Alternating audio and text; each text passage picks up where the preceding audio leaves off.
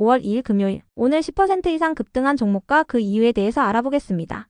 오늘 장은 오후 4시 키움증권 기준으로 코스피 지수는 0.12% 상승한 2559.79포인트로 마감했습니다. 외국인은 매도, 기관은 매수로 임한 가운데 개인은 매도로 대응했네요. 오늘 코스피 거래 대금은 8조 원입니다. 한편 코스닥 지수는 0.64% 상승한 721.86포인트로 마감했습니다. 외국인과 기관은 매수로 임한 가운데 개인은 매도로 대응했네요. 오늘 코스닥 거래 대금은 4조 원입니다. 그럼 본격적으로 오늘의 급등 종목들을 살펴볼게요. 오늘 10% 이상 급등한 종목은 총 33종목으로 코스피에서는 8종목, 코스닥에서는 25종목이 나왔습니다. 이 중 상한가 종목은 일정실업, 오늘 E&M, 포메탈, 대보마그네틱, 인벤티지랩 5종목이고요. 오늘 하한가 종목은 없었습니다. 총 33개의 급등 종목 중 상위 30개 종목들을 테마별로 묶어보니 5개 테마로 나눠볼 수 있었어요. 그 외 나머지는 개별 이슈로 오른 종목들인데요. 먼저 1번 비만 치료제 테마입니다. 미국에서 복제약 제조가 공식적으로 중단됐다고 전해진 가운데 비만 치료제 관련주들이 상승세를 이어가고 있습니다. 미국 FDA는 2022년 세마글루타이드의 공급이 부족하다고 선언하며 복제약 제조를 일시적으로 허용한 바 있는데요. 올해 2월 달에는 공급 부족이 해소되었다고 선언하면서 복제약 제조를 중단하라고 명령한 바 있습니다. 복제약 업계는 이러한 제조 중단 명령에 반발하여 텍사스 연방법원에 소송을 제기했지만 법원은 이를 기각했다고 전해졌는데요. 법원의 결정에 따라 노보노디스크의 위고비와 오젬픽에 대한 복제약 제조가 공식적으로 중단되었으며 노보노디스크와 일라이릴리가 정품 치료제 시장에서 자리를 굳건히 해나갈 것으로 전망되고 있습니다. 한편 어제 미국 제약사인 일라이릴리의 1분기 실적 발표가 있었는데요. 일라이릴리는 시장 예상치를 상회하는 실적을 발표했지만 올해 연간 이익 전망을 하향 조정하면서 어젯밤 11%의 급락세를 보였어요. 다만 일라이릴리는 GLP-1제제에 대한 미국에서의 점유율이 처음으로 노보노디스크를 앞질렀다고 전해졌는데요. 이 같은 소식들 속에서 국내 비만 치료제 관련주들이 상승세로 마감했습니다. 비만 치료제 관련주 중에서도 인벤티지랩은 먹는 비만약의 일주일 지속 효과를 입증했다고 밝히면서 강세를 이어가고 있는데요. 이 같은 소식이 지속 호재로 작용되며 자회사인 큐라티스도 강세를 이어가 주었네요. 다음은 이번 한덕수 테마입니다.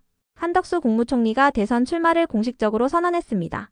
한덕수 전 국무총리는 대국민 담화를 통해 이제 대통령 권한대행 국무총리의 직을 내려놓는다고 밝혔는데요. 한 전 총리는 취임 첫 해에 개헌안을 마련하고 2년차에 개헌을 완료하며 3년차에는 새로운 헌법에 따라 총선과 대선을 실시한 뒤 곧바로 직을 내려놓겠다고 밝혔어요. 이 같은 출마 발표에 한덕수 관련주들이 강세를 보였습니다. 이 중에서도 포메탈은 한덕수 관련주로 묶이며 강세를 보였다고 알려졌는데요. 다만 한덕수 전 국무총리와 어떤 부분이 연관되었는지는 알려지지 않았으니 참고해주세요. 다음은 3번 반도체 테마입니다. 어제 마이크로소프트와 메타의 실적 발표가 있었습니다.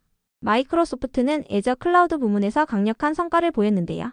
마이크로소프트의 임원들은 실적 컨퍼런스콜을 통해 클라우드와 AI는 모든 기업이 생산성을 높이고 비용을 절감하며 성장을 가속화하는 데 필수 요소라고 강조했습니다. 한편 메타도 이번 실적에 대해 사업이 매우 좋게 진행되고 있으며 거시적인 경제 불확실성 속에서도 잘 대응할 수 있는 위치에 있다고 밝혔는데요.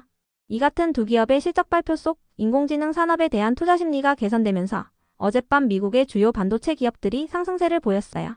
그 밖에도 한국의 4월 반도체 수출액이 역대 4월 중 최대치를 기록했다고 전해지면서 국내 반도체 기업들도 상승세를 보였습니다. 특히 하이닉스가 4%대의 상승세를 보인 반면에 삼성전자는 외국인의 매도세 속에서 하락세로 마감했습니다. 다음은 4번 SK텔레콤 해킹 사태 테마입니다. 정부가 SK텔레콤의 해킹 사태와 관련하여 당분간 SK텔레콤의 신규 가입자 모집을 전면 중단하라고 행정지도했습니다. 행정지도는 강제성은 약하지만 위반할 경우 법적인 처벌이 따를 수 있는데요. 정부는 SK텔레콤의 유심 공급이 안정화될 때까지 신규 가입자 모집을 중단하라고 지도했으며 가입자들이 가입을 해지할 경우 위약금을 면제해주는 방안도 검토하라고 주문했어요. SK텔레콤은 이번 사태에 대한 대처로 가입자들의 유심을 무상으로 교체해주고 있지만 유심 물량 확보에 어려움을 겪고 있는데요. 이 같은 상황이 이어질 경우 신규 가입자를 받지 못하는 상황이 장기화되면서 1위 이동통신 사업자의 위상이 흔들릴 것으로 우려되고 있습니다.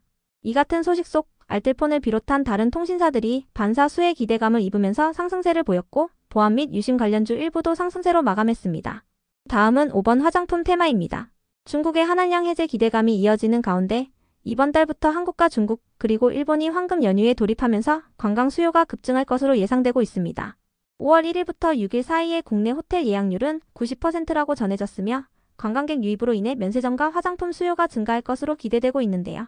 그 밖에도 최근 국내 화장품 제조사인 아모레퍼시픽과 LG생활건강, 애경산업의 1분기 실적 발표가 있던 가운데 모두 해외 실적이 호조를 보이고 있다고 전해졌어요. 이 같은 소식 속 4월 화장품 수출액이 역대 4월 중 최대치를 기록했다는 소식도 동반되면서 화장품 기업들이 상승세를 보였습니다. 또한 면세점과 엔터 등의 중국 소비 관련주들도 상승세로 마감해 주었네요. 그 외 나머지는 개별 이슈로 오른 종목들인데요. 먼저 오늘 E&M의 급등 이유는 파악되지 않았습니다. 다만 오늘 E&M은 저번 주 금요일 장마감 후 소속부가 중견기업부에서 벤처기업부로 변경된다는 공시가 있었으니 참고해주세요. 벤처 정기 요건을 충족하여 변경되었다고 밝혔습니다. 이어서 대보마그네틱이 상승했습니다. 세계 최대의 배터리 제조사인 중국 CATL은 최근 상하이에서 열린 전시회를 통해 나트륨 이온 배터리인 낙스트라를 공개한 바 있는데요. 낙스트라는 1회 충전으로 최대 1500km의 거리를 주행할 수 있으며 연말부터 양산에 들어갈 계획이라고 전해졌어요. 낙스트라가 양산될 경우 리튬 배터리 시대가 종말을 맞을 수 있다는 관측도 나오고 있는데요. 이 같은 소식 속 대보마그네틱이 CATL에 전자석 탈철기를 공급 중이라는 사실이 부각되면서 강세를 보였습니다.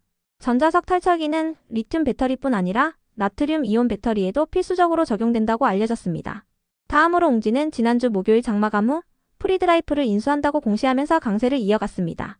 프리드라이프는 국내 상조업계 1위 기업으로 웅진은 상조시장이 2029년까지 연평균 5%씩 성장할 것이라고 전망하며 인수를 추진했다고 전해졌는데요.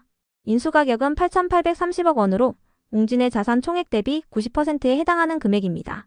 인수 후 지분율은 99.7%인데요. 웅진은 프리드라이프를 계열사의 사업과 연계하여 토탈라이프케어 플랫폼으로 발전시키는 것이 목표라고 밝혔습니다. 이 같은 소식 속 사업 기대감을 입으며 웅진이 강세를 이어가 주었네요. 이어서 토모큐브는 토모큐브의 홀로 토모그래피 기술이 국제 표준으로 자리 잡을 수 있다는 기대감이 나오며 강세를 보였습니다. 미국 밴더빌트 대학의 황대영 교수는 매체와의 인터뷰를 통해 미국 국립암연구소가 진행하는 HTAN 프로젝트에서 토모큐브의 홀로 토모그래피 기술이 활용되고 있다고 밝혔는데요. HTAN 프로젝트는 종양의 3차원 지도를 제작하는 연구 네트워크입니다.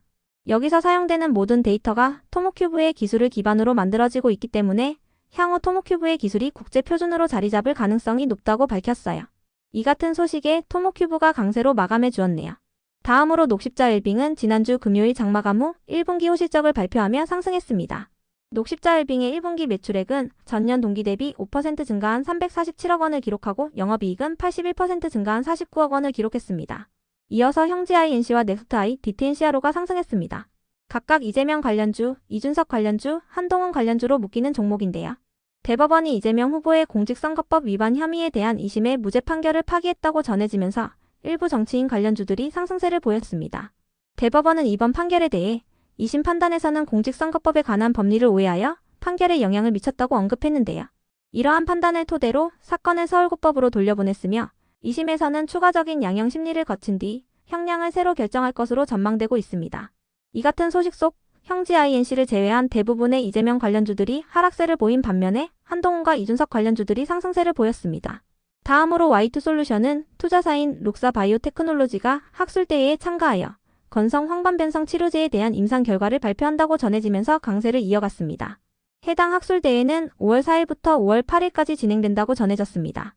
이어서 이수페타시스는 저번 주 금요일 장마감 후 기업가치 재고 계획을 발표하며 상승했습니다. 2029년까지 주주 환원율을 25%에서 30% 사이로 확대하고 배당 예측 가능성을 제고하는 등 실적 증대와 주주 환원 확대 계획을 발표했습니다. 다음으로 한주 ART의 급등 이유는 파악되지 않았는데요. 한주 ART는 최근 업종 변경 공시가 올라온 바 있으니 참고해주세요. 이어서 셀리드는 주주 배정 유상증자에 대한 효력이 발생했다고 전해지면서 상승했습니다. 셀리드는 241억 원 규모의 주주 배정 유상증자를 추진하고 있는데요. 시가총액의 30%를 웃도는 규모의 유상증자를 추진하면서 주주들의 반발이 나오고 있지만 유상증자 추진 배경을 상세하게 기재하면서 금감원이 제동을 걸지 않은 것으로 해석되고 있습니다. 그럼 오늘의 거래량과 거래대금 상위 종목들을 시장별로 살펴보고 마칠게요. 대체거래소 도입으로 인해 3시 30분까지의 데이터와 다소 차이가 있을 수 있습니다. 먼저 코스피 시장에서 거래량 상위를 기록한 종목을 살펴보겠습니다. 1위가 웅진, 2위는 LG헬로비전, 3위는 대한제당, 4위는 조일알미늄, 5위는 삼성전자, 6위는 오리엔트바이오, 7위는 Y2솔루션, 8위는 KTIS, 9위는 두산에너빌리티, 10위는 형지엘리트입니다. 이 중 10% 이상 상승한 종목은 웅진, Y2솔루션, KTIS입니다. 웅진과 Y2솔루션은 개별 이슈가 있었으며 KTIS는 SK텔레콤의 해킹 사태 속 KT그룹주로 반사수의 기대감을 잇고 있습니다. 한편 코스닥 시장에서 거래량 상위를 기록한 종목은 1위가 형제INC, 2위는 대성창투, 3위는 아이즈비전, 4위는 시공테크, 5위는 큐라티스, 6위는 솔트웨어, 7위는 오리엔트전공, 8위는 아이스크림에듀, 9위는 흥성그룹, 10위는 보성파워텍입니다. 이 중 10% 이상 상승한 종목은 형제INC, 시공테크, 큐라티스, 아이스크림에듀입니다. 형제INC는 이재명 관련주이며 시공테크와 아이스크림에듀는 한덕수 관련주입니다. 큐라티스는 비만 치료제 관련주입니다. 다음으로 코스피 시장에서 거래 대금 상위를 기록한 종목을 살펴보겠습니다. 1위가 삼성전자, 2위는 하이닉스, 3위는 두산에너빌리티, 4위는 하나오션, 5위는 하나시스템, 6위는 하나에어로스페이스, 7위는 이수페타시스, 8위는 두산, 9위는 HD현대일렉트릭, 10위는 KB금융입니다. 이 중 10% 이상 상승한 종목은 밸류업 공시가 있었던 이수페타시스입니다. 한편 코스닥 시장에서 거래 대금 상위를 기록한 종목은 1위가 시공테크, 2위는 오리엔트전공, 3위는 MD바이스, 4위는 형제INC, 5위는 상지건설, 6위는 인벤티지랩, 7위는 세크, 8위는 유비벨록스, 9위는 BHI, 10위는 D&D파마텍입니다. 이 중 10% 이상 상승한 종목은 시공테크, MD바이스, 형제INC, 인벤티지랩, D&D파마텍입니다. 시공테크는 한덕수 관련주이며 MD바이스는 반도체 관련주입니다. 형제INC는 이재명 관련주이며 인벤티지랩과 D&D파마텍은 비만 치료제 관련주입니다.